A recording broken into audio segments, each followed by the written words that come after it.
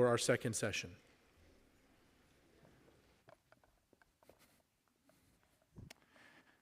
Thank you. Thank you so much, Chris. Oh, thank you.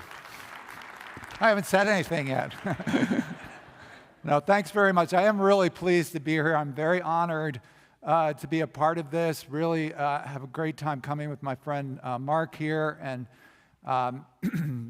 being a part of what's going on here because of the respect I bear the leadership here. You might think, oh, you know, one of these conferences is easy to put on.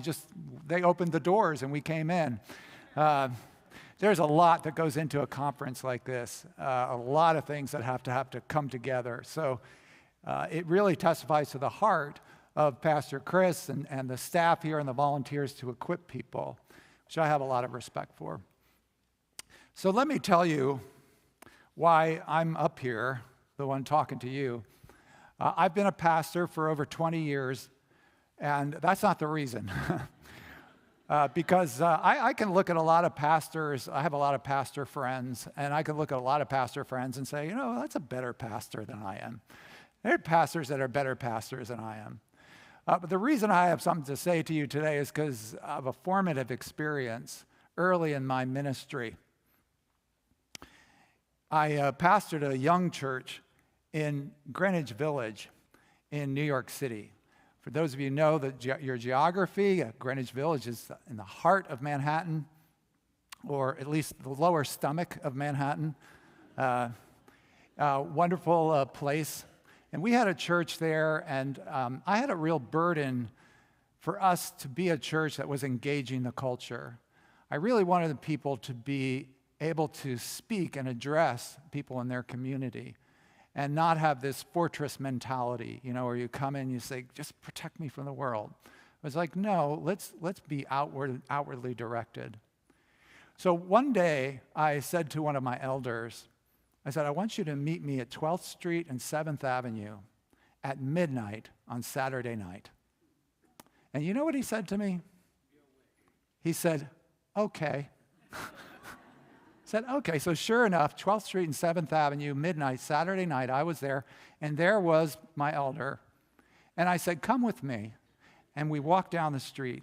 And I said, I'm taking you to a transvestite party. And you know what he said to me? He said, okay. Okay. He was a great sport. His name was Elliot, Elder Elliot. And I said, we're just going to talk to people. Let's just go and have some conversations. Talk to people about how they came to this place of wanting to assume the complementary gender. Let's just talk to them, have these conversations. We did. We went to this party. We had a good time. I mean, just fascinating conversations that we had. And I'll tell you, friends, when I walked out of that party, I saw where the country was going. I saw where it was going. And I said something to the Lord. I said, God, I want to be available to you on this issue. I just want you to know I want to be available to you when things come up having to do in the area of gender. And in that neighborhood, they often did. I said, I'm going to not say I don't have time for this because, you know, there are things that come up to which an otherwise busy pastor will say, I just don't have time for this. And just so you know, your pastor is making those decisions all the time. All during the week, your pastor is asking, do I have time for this? Where should I be spending my time? But I said, I'm not going to say no to this. And so whatever it was, whether it was guys who struggled with same-sex attraction, or women who struggled with what the Bible said about women, or people who are just not comfortable in their bodies, people, in those days I called them the gender explorers. People who are just not, you know, they didn't feel like right in their gender. I didn't say I didn't have time for. I just said, let me try to walk with you. I tried to walk with these folks, go into the scriptures with them, and that just snowballed. Snowballed into different ministries, a dissertation, then a book, and that's why I think I have something to say to you about where our country is now, some 20 years later.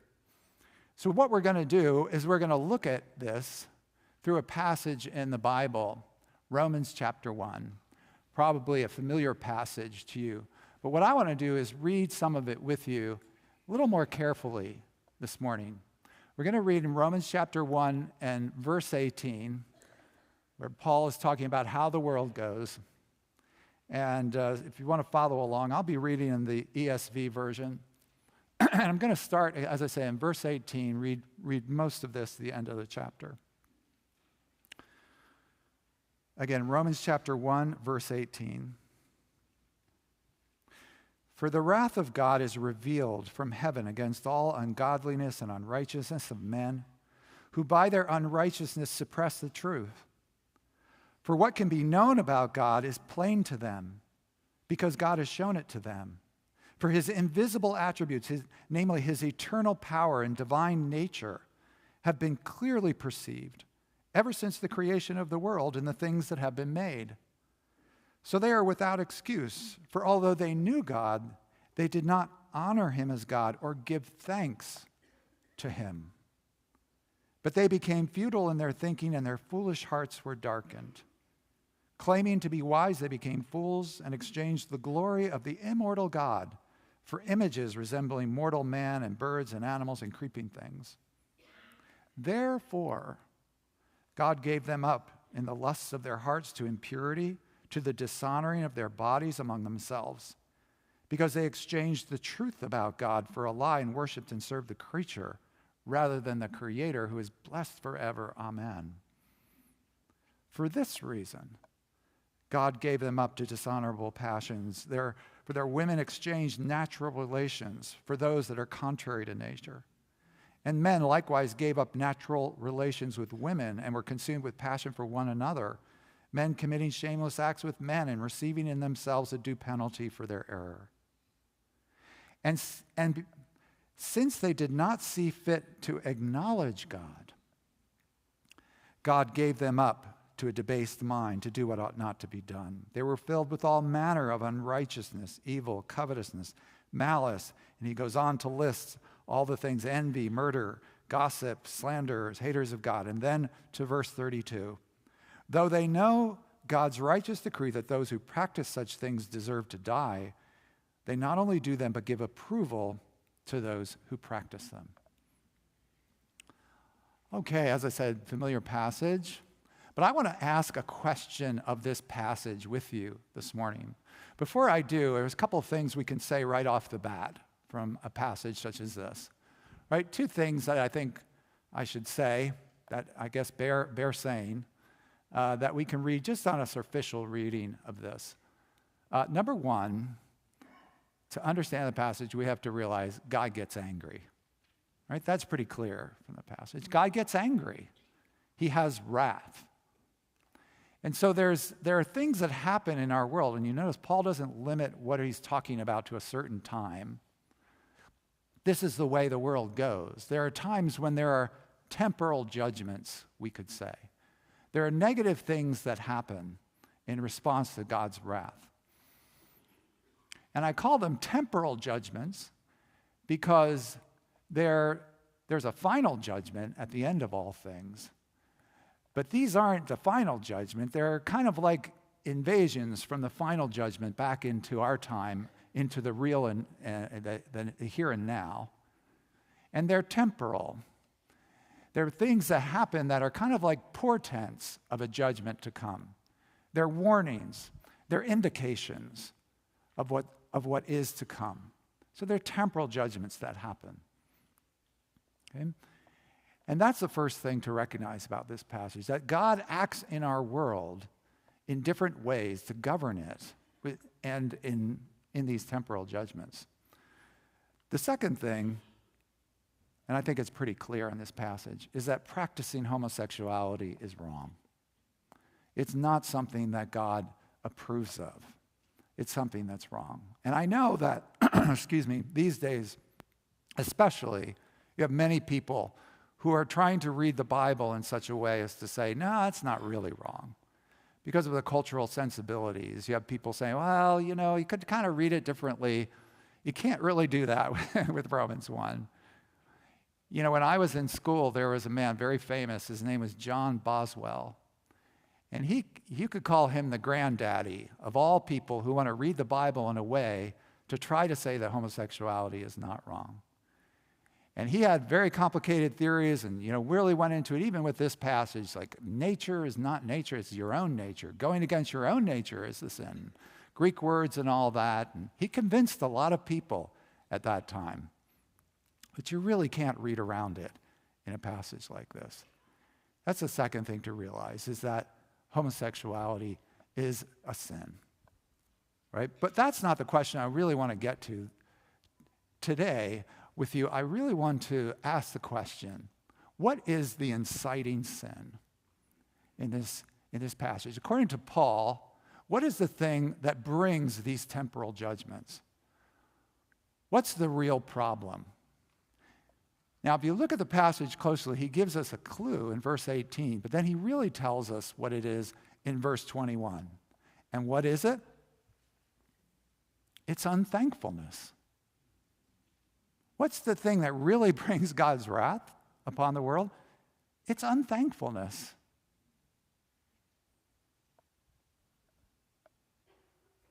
And in case you miss it, he gives it to you 3 times in slightly different ways. Verse 21, they did not give thanks. Verse 25, because they didn't worship the Creator, therefore. Verse 28, because they did not acknowledge God, therefore. So he goes through this 3 times. Because they did not give thanks, God gave them over to these things. So let's let that sink in a bit, okay? As to what that is. You might think, not giving thanks, that seems like a little slight thing, right? That doesn't seem like a big problem. It seems like a slight thing. Well, friends, here's Paul's message for us today. It's not a slight thing. It's the main thing. It's the main thing. Ingratitude. It's the main thing. Because the truth is, from the moment that people open their eyes in the morning to the moment they close them at night, they are bombarded with the blessings of God. Blessings of all sorts confront us in our lives every day, every hour. Blessings of the eyes, things that we see. Blessings of the ears, in language. Blessings of music that we hear. Blessings of the things that people anticipate they are going to eat and then eat. And glories that we have in relationship. Even if you're having a hard time right now, even if you're going through it, you feel like my life is not going well right now, there are mercies that are bombarding you every hour. Blessings that you have in relationships that you have, in accomplishments that you're able to do in the endeavors that you have. Blessing upon blessing upon blessing. It's sort of like, going to a wedding. You go to a wedding, and there's all these great things to eat, and wonderful things to drink, and there's all this big party. And you go through this, people go through this whole wedding, and nobody during the wedding ever walks over once to the father of the bride and says, thank you. Thank you for this great party. Even though it's the father of the bride who's been writing checks all month to make this happen. Really?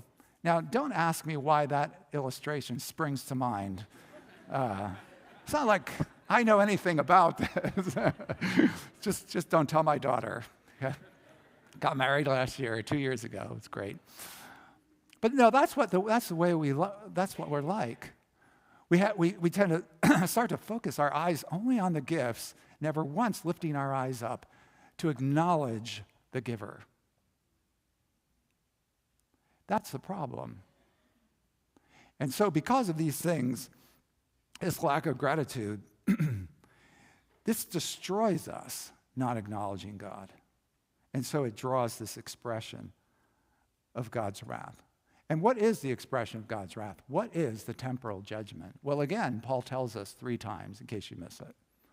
Because they didn't give thanks, therefore, verse 24, God gave them up to the dishonoring of their bodies. Because they did not worship the Creator, verse 25, verse 26, God gave them up to lesbianism. Okay? Because, verse 28, they didn't acknowledge God, Verse 28, therefore, for this reason, God gave them over to do things that ought not to be done. So if we're asking this question, what's the inciting sin? What's the big problem, friends? We need to realize something. Widespread homosexuality in a culture, it's not the real sin that angers God. It's the consequence. Trans celebration in a culture, it's not the inciting iniquity. It's the eventuality. It's the result of this giving over. And rampant disintegration of gender in relationship, that's not the precipitating problem. It's the punishment. That should affect how we look at what's going on in our culture. Now, let's be clear. Is Paul saying that every person who experiences same-sex attraction is somehow particularly under God's wrath? No, he's not saying that. Rather, he's saying if someone has that situation in themselves, someone has that condition, they won't be led in the direction to determine themselves differently. They won't be shown another way. Is Paul saying every person who experiences gender dysphoria is somehow being unthankful to God? No, he's not saying that. Just read carefully. What he's saying is that in a non-thanking God society, such a person will not be given what they need to untie that knot in themselves. They won't be given the direction. They'll instead be encouraged in ways, instead of ways of determining themselves according to God's healthful ways, they'll be directed toward ways that lead away from God's wholesomeness. They'll be left for these things. They'll be told, you have to be this way. It's your identity. That's what'll happen in a non-thanking God society. It'll be a place where we have someone like Robert Arquette, who is an actor. He was in that movie Pulp Fiction. And he came out, if you remember, back 2007, and said, I'm not going to be Robert Arquette anymore. I'm going to live as Alexis Arquette. I'm really going to live as a woman. And what happened is that the culture gathered around him and praised him. There was all of this acclaim, all of this media attention. In fact, they even did a documentary that you can see. It's called She's My Brother. All of this acclaim. Now, you get that in this society. But what you don't get is what happens 6 years later, which is about on schedule for these kinds of things. When Robert Arquette came out and said, that was all, I won't quote him directly, he said that was all BS. This did not help me. This wasn't right for me. And I'm not going to do this anymore. I'm Robert again. Where's the documentary? Huh? Never mind the documentary. Did you even hear about it? Do you even know about it? A non-thanking God society will become a place where the voices that could help are drowned out. I sit on the board of the Restored Hope Network, which is a consortium of about 50 ministries, over 50 ministries across the United States that deal faithfully with matters of sexuality and gender. Faithfully. Helping people to be transformed in themselves. But you don't know about it. You don't hear about this kind of thing. You may not even be aware of it, that it's there, because, it's canceled on Facebook. It gets erased from Apple. And instead, you have a society where there's a very different message that's pushed again. That this is who you are. So you see, the voices that could help people to be determined differently are drowned out. And all people are left with is verse 32, which is, not only do they do them, but the point is they give approval to this direction. So a non-thanking God society, this passage is telling us, becomes a place where envy is encouraged, where strife is normalized, where malice is applauded, and yes, where gender is drained from relationship. And society is just left to give approval to the very things that destroy people's lives. They sometimes celebrate them on the White House lawn. So, my message for the country today is, you are under judgment now. Thus saith the Lord, you are under judgment. And just so you know, I'm Presbyterian. So, we don't do this kind of thing, right? We don't say, I have a word from you from the Lord. It's just not our style. But I'm comfortable saying that today, even though I'm on a platform, even though this is probably being recorded. I'm willing to say that today because we're just reading the Bible together. I'm just doing a Bible study with you. We're just reading Romans 1, which, by the way, is what a lot of the Old Testament prophets did. We tend to have this idea, Old Testament prophets had this, private word from the Lord, then said, thus say the Lord. Actually, a lot of what they did was Bible study. A lot of what they were doing. You take the prophet Hosea, for example. I just preached a series on Hosea. And there's a prophet we associate with real doom and gloom, okay? Prophesying to Israel on the eve of their destruction, the northern kingdom, about to be carried off into exile. And you have Hosea come along and say, and you can tell by what he's writing, he's reading Deuteronomy 4. He really is reading Deuteronomy 4. He's like, we do these things, we go into exile. And, we're doing these things, so we're going to go into exile. The people around him saying, no way, Jose. Yeah. Things are good. No way is that going to happen. And actually, things were pretty good for certain segments of Israelite society, very affluent. This isn't going to happen. Hosea is like, Leviticus 26, it's pretty clear. You break the covenant, you're going to go into exile. And we've shredded the covenant. We're doing these things. So, yeah, we are going to go into exile. People are like, no. Anyway, I'm not a prophet. I'm not the son of a prophet. But I can read Romans 1 with you. And that's why I can say, with confidence, yeah, you are under judgment. You are under judgment. Now, some of you today might be thinking, well, aren't things different now with the new administration?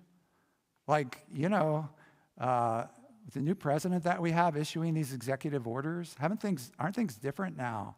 Hasn't things changed? And I would just say, from the perspective of Romans 1, I don't want to take away from some of these executive orders that are very good. If they're curtailing gender imitative surgeries that really do damage to the body, and if they can be curtailed again from children, from happening to children, that's a good thing. I don't want to take away from that or from your enthusiasm about that. But I just have to ask, from the perspective of Romans 1, has America really changed?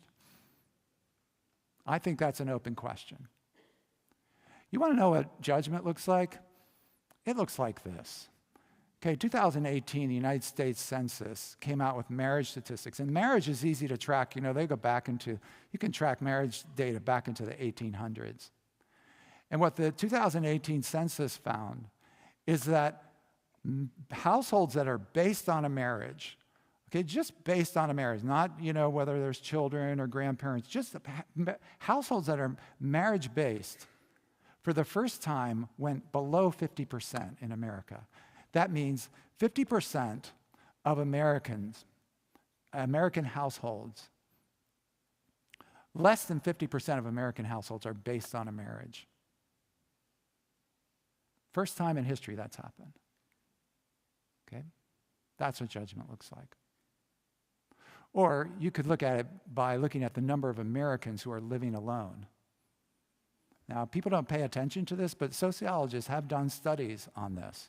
And they found that in 1950, 4 million Americans lived by themselves, just alone. Today, it's over 32 million.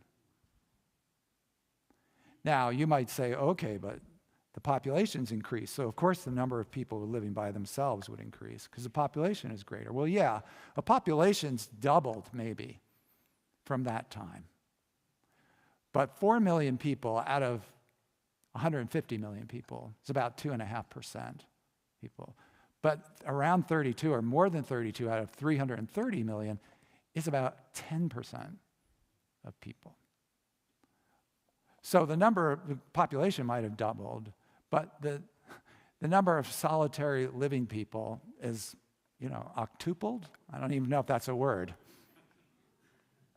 Why? Because when you lose gender in relationship, you lose relationship. Or you could look at it this way. This was about 2023 now. Yeah, 2023. There was a survey done. You might be familiar with this survey. It was a big survey done. It was statistically significant. That was put out by Gallup. And Gallup asked all Americans across America, as I said, a significant sample, how do you identify? And they found the number of Americans that identify as one of those letters, LGBT, etc. How many Americans now identify as one of those? And they can segment it by age. And they found out that among Gen X Americans, okay, that's people now roughly in their 40s, it was 1 in 20. 1 in 20 now identify as one of those letters among Gen X Americans. But when they went younger to millennials, they found it was 1 in 10. And when they asked Gen Z Americans, okay, so now that's about people who are roughly age 18 to 26. Among Gen Z Americans, it's 1 in 5. Because the giving over, it doesn't just mean people get given over to their desires, whatever they might be. It's the formation of a whole worldview that makes it seem cruel to deny those desires. So a little bit of what Mark was getting into earlier. It's a worldview in which it becomes common sense to follow these desires. And to deny them is just considered cruel, because I was born this way, which, if you think about it, is really just James 1:13 in common vernacular. So this is what I would say is going on in the country. So what does that mean for the church? Well, the first thing is I hope that this would sink in to begin to change the way you look at what's going on in the country, especially if you're scared. If you look around, you're like, I don't know what's going on. These things are so strange. They're so crazy. Just so you realize, according to Romans 1, it's not like Jesus Christ has lost control of the world. It's not like he's lost control of what's going on. But rather, according to Romans 1, this is how he governs. It's part of his governance of the world. Why? To bring the most people to repentance. That's possible. The most believers to repentance. That's possible.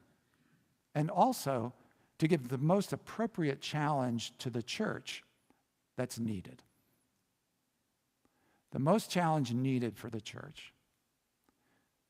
Because ultimately, folks, what's going on in the culture is really a conversation between Jesus Christ and his church. Ultimately, that's what it is. And Christ is asking us a question. That's why my message to the church today is wake up. Wake up. You are being tested. Your Lord is asking you, are you going to follow me or what? It's like the way Jesus speaks in the book of Revelation, Revelation 2 and 3. You remember that part where Jesus speaks to the 7 churches. It's kind of unique in the New Testament. It's the place where the risen, ascended Lord is addressing at least a sampling of his churches, right? And he says different things to the different churches, you remember, right? To Philadelphia, he says, you're not really engaging the culture. I'm paraphrasing, right? But he said, there are certain things you're not doing, but you've been pretty faithful. And that makes me happy. Yeah. So which is the American church now? And I feel like we're in the balance here. And that's why I'm really appreciative of Pastor Chris and Lauren and what they're putting on here today and all the volunteers, because I feel like you might be tipping the scales. You might be making a little bit of a difference in how Christ assesses the church and make the difference between whether we're a Smyrna, Revelation 2, or a Sardis, Revelation 3. So for the rest of my time here today, what I want to do this morning is give you a few points to be faithful. If you're here and you say, I want to be one of those that Christ would praise, would come forth and say, you're doing well. How should we live in a society? If you're coming along with me and you say, okay, I get it. This is where our culture is at. And we're in a time of temporal judgment. How is the church to be faithful in the midst of that? How should the church respond? And I want to give you 4 things. Okay, so if you're looking for a takeaway here, there are 4 things that we could do and should do, I think, to be faithful in a time such as this. What are they? Okay, number one, give grace to the perishing. Give grace to the perishing. Things are not good in people's lives when they go down this route. They aren't good. And there are mercies of God's common grace that are still operating in their lives, but things are not good. There's a breakdown of relationships that happens. So give grace to the perishing. If you go through the book of Proverbs, it's pretty down on drinking, right? It's pretty down on strong drink. You go through these, and most of the Proverbs are, these aphorisms, 1 verse long. But you get to drinking, there's a whole passage about how bad it is to get drunk. So Proverbs as a book, pretty down on drinking. But you get to the end of the book, and I think it's King Lemuel's mother says, you know what, but if somebody's perishing, give them strong drink. Give strong drink to the perishing. It's at the end of the book. In other words, if somebody's really in that place, go farther. Go a little bit beyond, good judgment for them. Just be overly gracious to them. Give them a strong drink. So think that way. How is it that we can be messengers of grace here? Well, I can give you some examples from the Village Church back in Greenwich Village. Every year, for example, there was the Gay Pride Parade. And we've met in various places, but sometimes it would come right past where we were meeting. And in the beginning, the Gay Pride Parade in New York was just this fringe thing. Nobody went to it. It was just this weird thing. But at a certain point, the politicians went like this. They tested the wind. They were like, wait, there are votes here. And so they started showing up. And then it became this enormous institution, the Gay Pride Parade. It happened on this particular Sunday every year. And, it happened right during church. So it was kind of consternation among Christians who were like, what do we do? Do we, stay home? Do we not go? What do we do? We don't want to. And, I got the leaders of the church together, and I said, look, what we have here at a parade is a mass of humanity. And there are needs at a parade. There are always 2 needs at a parade, right? And they're always in short supply. You know what they are, right? What, number 1? Water. Number 2? Bathrooms. You got it. See, you would have been tracking in my elders meeting. Yeah, water and bathrooms. I said, so let's give them that. And so we got a whole cartons of water, these little bottles of water to give out to people. Just make sure you're hydrated, And if you really need a bathroom, we can escort you. You can come in, use the bathroom. And it's like, some of you might say, wait a second, is that kosher? Is that the right thing to do? But, I was saying, we're not going to stop the church service during this time. So we're still going to have our church service, have our worship time. People are going around, walking by in the back. And I said, we're still going to do what we do. We had our worship service, and I preached a sermon, and I preached on the glories of intergendered love. It's like why it is God's plan I didn't hold back. I was like, why it is God's plan for us to have intergendered love rather than monogendered relationships, And so I remember this particular Sunday, a couple came by and came in and sat down, these two guys. They had been going to the parade. It was like, it's a worship service. They came in and sat down in the back. And as I was preaching, they were listening, and they slowly began to understand what I was saying. They slowly kind of got it. And as they were getting it, I saw the one guy, he got madder and madder. He got more and more angry. I could tell by his body language, what he was doing, right? So finally, he reached a point where he just slapped the guy next to him and said, "Let's get out of here." And he stood up and stormed to the back of the room. But then he turned around, and the other guy was still sitting there. And he had his head cocked. He was like, I want to hear what this guy's saying here. And he was like, So for the rest of the sermon, you had the one guy stomping around the back of the room, waiting to leave, and the other guy was listening to the sermon. And I'll tell you, that pretty much characterized, that's pretty typical of the reaction that we got at the Village Church to what we did. But it's a way of being gracious in a way to see who it is that God may be drawing out, because he is drawing people out. That's the point of temporal judgments, to draw people towards himself.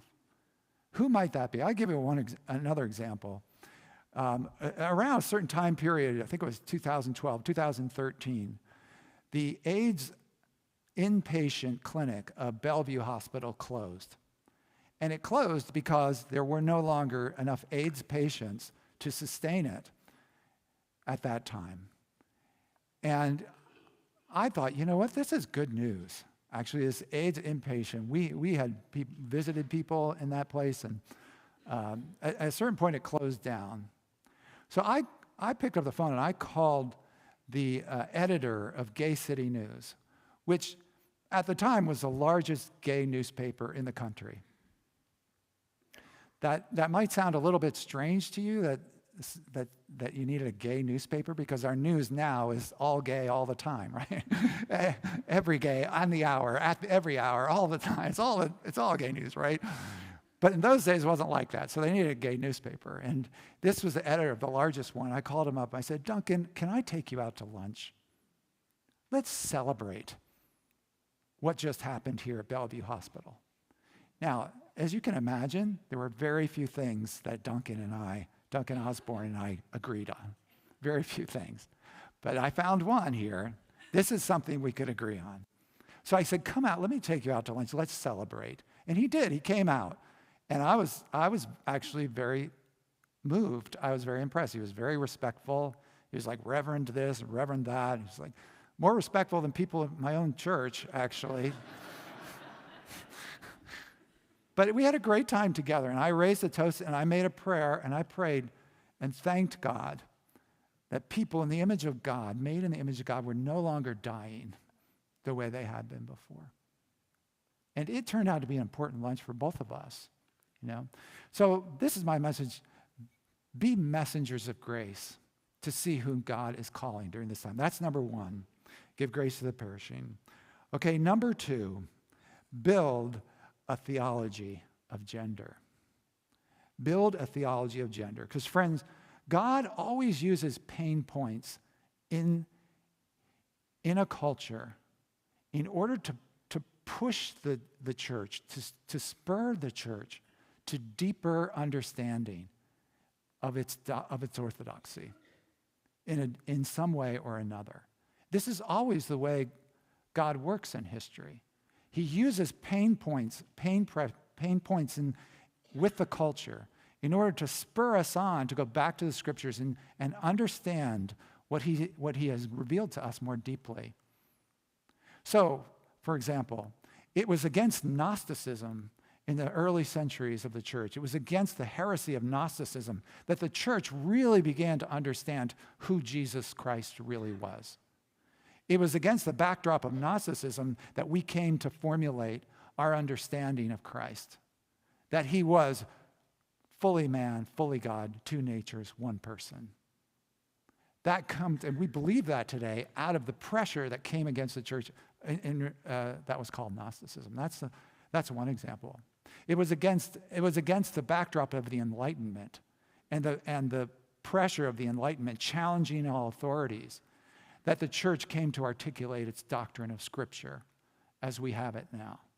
It is against the Enlightenment that we came to understand, oh yes, the Bible is inerrant, the Bible is authoritative, all the excellencies of Scripture came out of against in reaction to the Enlightenment. It's the way that it works. In fact, you can even see it in New Testament times. Paul was seeing it. And in that most wonderful of chapters, 1 Corinthians 11, this is the second half of the chapter, what Paul is saying is talking about the different factions in the Corinthian church. He said, there are people who are saying different things. Some people are saying wrong things. Some people saying right things. There are factions that are against each other. And then he says something extraordinary in verse 19. I don't know if you've ever kind of thought about this, but this is what he says, verse 19. He says, for there must be factions among you. For there must be factions among you, in order that those who are genuine among you may be recognized. Must be. And you think about that. And that word, by the way, for factions, in the Greek, it's a hieresis, or here in the dative plural, it's hiereses. But if you think about it, does that word sound like anything to you? Hieresis, heresies. Right? That's the word for heresy. And you could actually translate it either way in this passage. You could say factions or you could say heresies. Because this is what God allows to come against the church in order that the church might further delineate what's true. There must be factions to recognize the faithful. There must be heresies to delineate the truth. It's the way it goes. And so, friends, I can tell you pretty confidently that Christ is using, I know it sounds strange, Christ is using what's going on in the culture in regard to the disintegration of gender in order to push the church back to the Scriptures, to really understand, really improve, if I could put it this way, our anthropology, which is much needed. To really understand gender in a deeper way from the Scriptures. To be able to say, what is a man? What is a woman? And, with all due respect to Matt Walsh, very funny guy, very smart guy, actually, that documentary, What is a Woman? The Bible has a much deeper answer than an adult human female. The Bible has a much better answer, I would say. But are we comfortable with that? Are we doing that? Do we know that? Are you able to say how glorious it is and why it is glorious to be a woman? Are you able to say to your friends, to your family, how wonderful it is to be a man? Are you able to explain that in a way that doesn't fall into the stereotypes? This is what Christ is pushing us to, and that's what I'm devoting my life to, and these books and all, because I feel like the theologians are dragging their feet here. But it's something that's very necessary. This is what Christ is pushing us to go back to the Scriptures. So that, we're not just proclaiming, we're not just here saying, this is wrong to do, don't do that, and that's bad, and don't do that. But rather, we're saying, look at the glorious gift he's given us in gender. Look at what he's done. Look at what he's made in us. And how beautiful it is. So that's number 2 of what's going on. Living in a culture under temporal judgment. Number 2, build a theology of gender. Exclaiming the greatness of gender.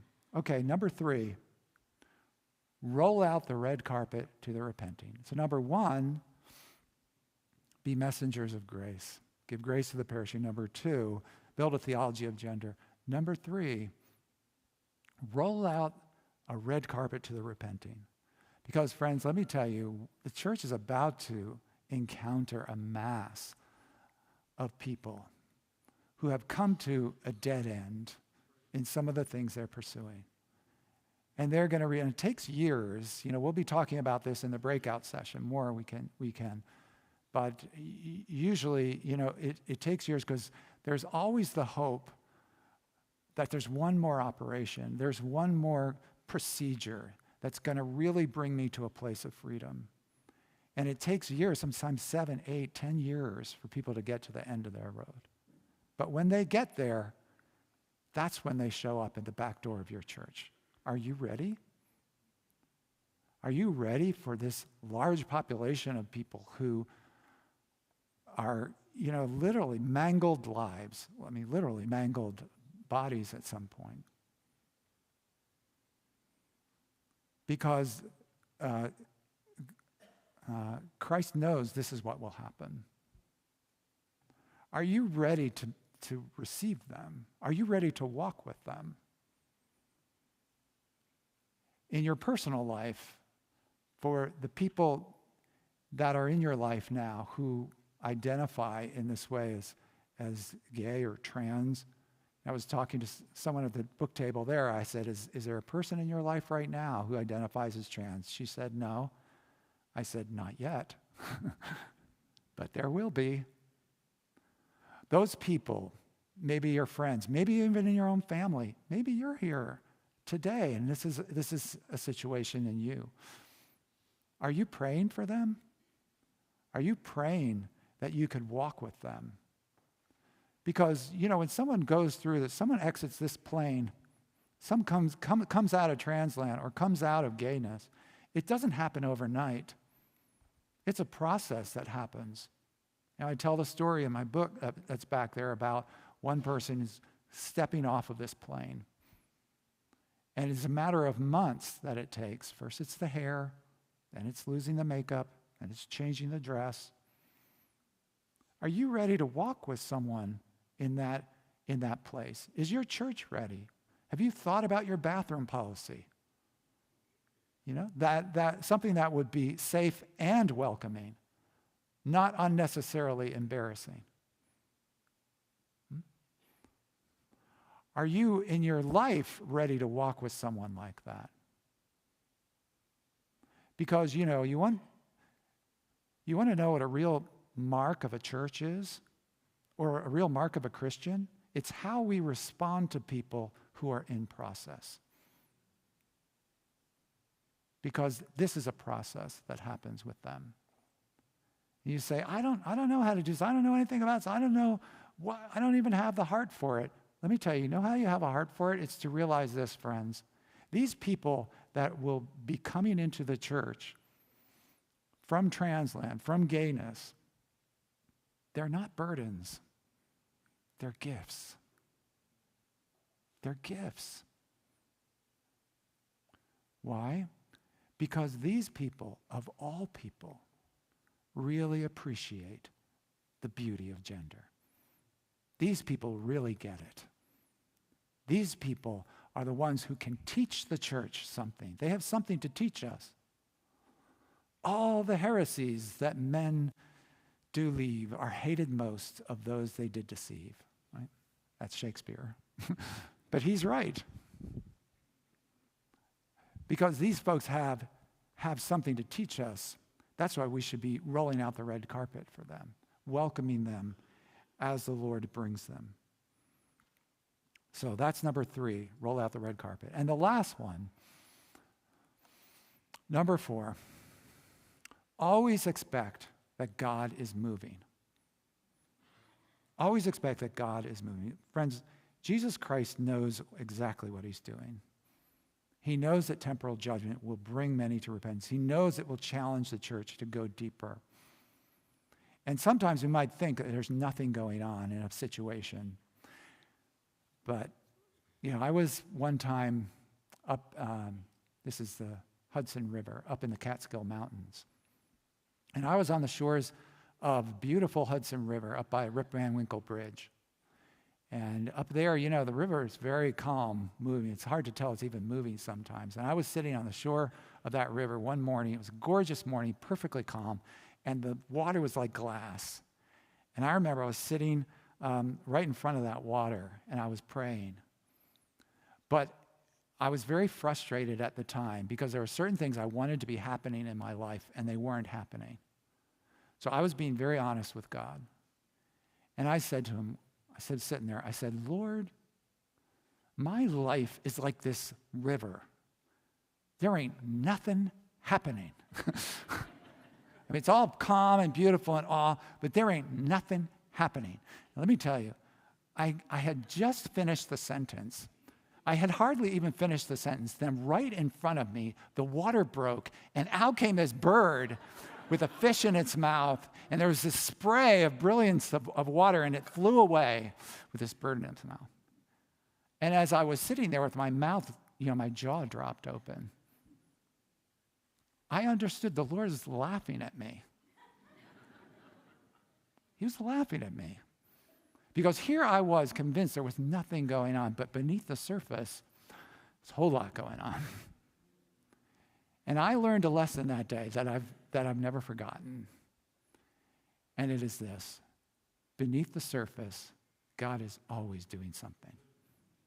Amen? Beneath the surface, God is always doing something. Let me tell you, learn that when you're young, and you will go far. And I can tell you a lot of stories. I tell some of them in this book, Across the Kitchen Table, about these people who you think they're just seem so content. Like I tell one story of Ambrose, we call him in the book, and he in his community was the trans activist leader. Like he was a person always at the front of the parade, always out there. And one thing that his friends would say about him, he used a different name at that time, he said that one thing they know is Ambrose would always be the same way that he is. He'd always be leading the parade. And he was out in these parades, and he describes, as we find out later, that one time as he's walking in this parade, getting all of this acclaim, all of this love, all of this affirmation in what he was doing in this trans parade. He's at the top of his game, really. Just what he wanted. He wanted to be accepted. He wanted to be admired for who he was. And here he had it, walking in this parade. As he's walking in the parade, what he's actually thinking, we find out later, is this: I don't like myself. He's thinking, I don't like myself. I am riddled with questions about my identity. I don't know, I don't understand, I don't like what I am. As he's walking in the parade. So it didn't look like it, but beneath the surface, a lot of things were going on. So at a certain point in this transvestite party, we had to go. It was getting really late, or actually really early Sunday morning, like 3 or 4 in the morning. And you might think, well, transvestite party, that's kind of an impolite term. Like we didn't, that's not a term that you use in polite conversation, transvestite. But let me tell you, in those days, that's the term that was used. And that's what the people who put on the party, that's what they billed it as. They billed it as transvestite party. So there we were at a certain point, and Elder Elliot and I said, we have to go, nice to see you, great party, and we said goodbye. And the people at the party said, wait, you can't go yet. We haven't had our show.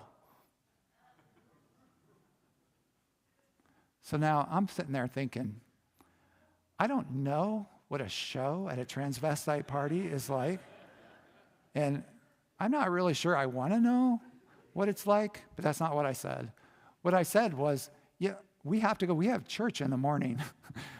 We have church in the morning we have to get up for, and we need a little bit of sleep before we get up for church, so we can't stay. We have to go.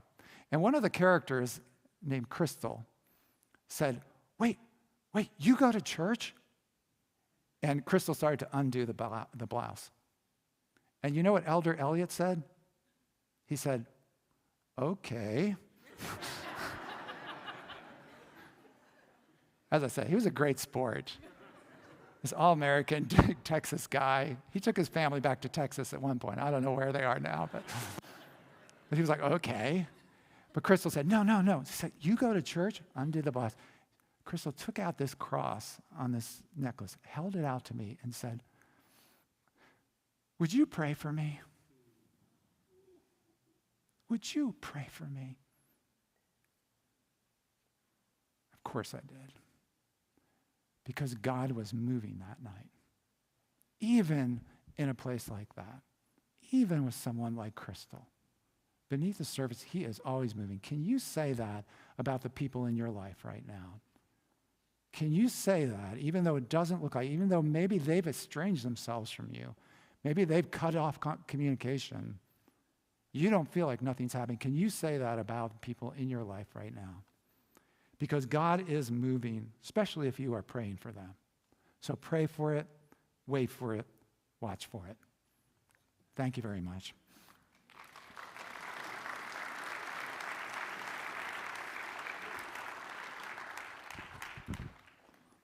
Okay. Dr. Andreades.